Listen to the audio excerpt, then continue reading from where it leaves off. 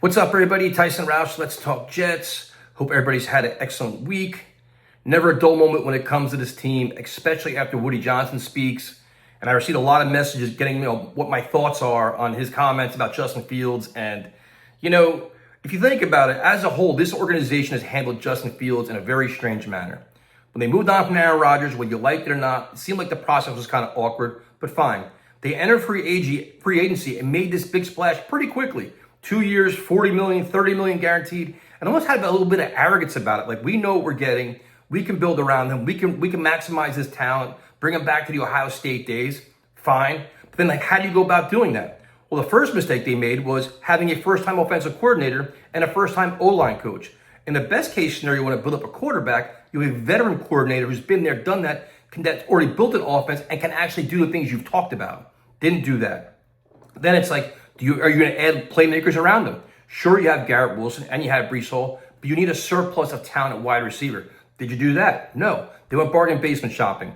What about the tight end position? You got the rookie, but you're counting on a rookie player to learn the NFL, the speed of the game, learn the offense, and be a big-time contributor. If you're going to do that, you need good backups behind them. Don't even have that. So in terms of the playmakers that you do have, are you going to utilize them in a facet to help Justin Fields out? Breece Hall, give him a lot of carries, catch passes out of backfield, use screen passes, use slants, quick passing game, RPOs, all these things. They didn't do that. So it's been like a comedy of errors throughout all of this. And it's kind of concerning because while you're looking at this, you worry about what are you going to do next year when you have a top 3 pick that's going to be a quarterback, right? They actually even named him starter when they first brought him here. Not even competition for him. Like, all right, you're the guy and that's it, which is not saying Tyrod Taylor is the end-all be-all, but he's still a serviceable quarterback who's probably a much better passer than Justin Fields at this point in his career.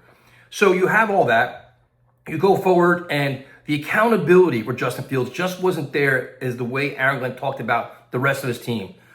Xavier Gibson fumbled, boom, he's out of here. Isaiah Williams makes all kinds of mistakes. He goes down there practice squad. All these things. You pulled out John Simpson here. You do all these things. But it's like Justin Fields was a problem. He should have been benched against Tampa Bay. They didn't do it. Should have been benched against Denver. They didn't do it. All these different times. And it's because when you asked Aaron Glenn the question, it was like, well, the perception, the backlash.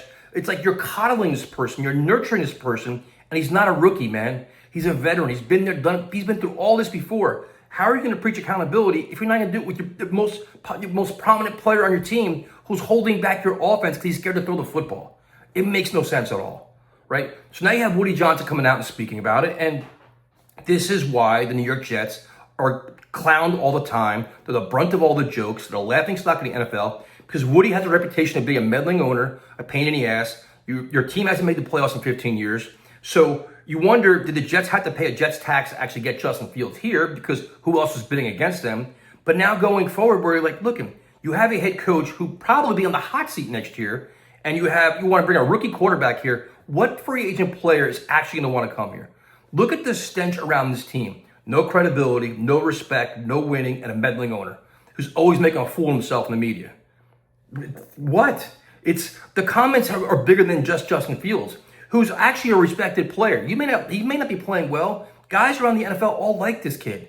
And now you have him facing the media today saying, the owner doesn't like you. What do you think about that? And he handled it with pure class. And then you have your head coach talking about it when Aaron Glenn right now is supposedly deciding between his starting quarterbacks. He's probably going to bench Fields for Tyrod. But you have Woody talking about Justin Fields like, oh, he's a foregone conclusion. It's done. So you're actually overpowering your coach, which has been an issue in the past. And now it's another conversation you have to have where Aaron Glenn handled it today. Like, listen, man, I make the final decision. But it all makes you wonder. It all makes you uncomfortable. And I keep thinking about what's the plan for next year.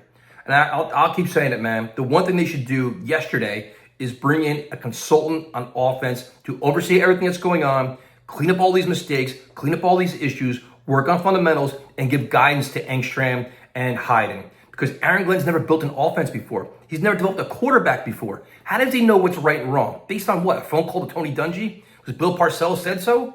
So I'd bring somebody else in. But other than that, man, it just, every time you think it's bad, it always gets worse with this team. And I hope Tyrod plays Sunday. I hope they win. They turn these things around because it's unbearable now. It's unwatchable. It's boring. It's annoying. And you're just embarrassed by being a fan of this team. So that's pretty much it. I kind of rambled, but one more thing. We just hit 100 episodes, me and Ian, on our Tuesday show, going back and forth on our channels. So thank you for all the support, feedback, and comments. Definitely appreciate it.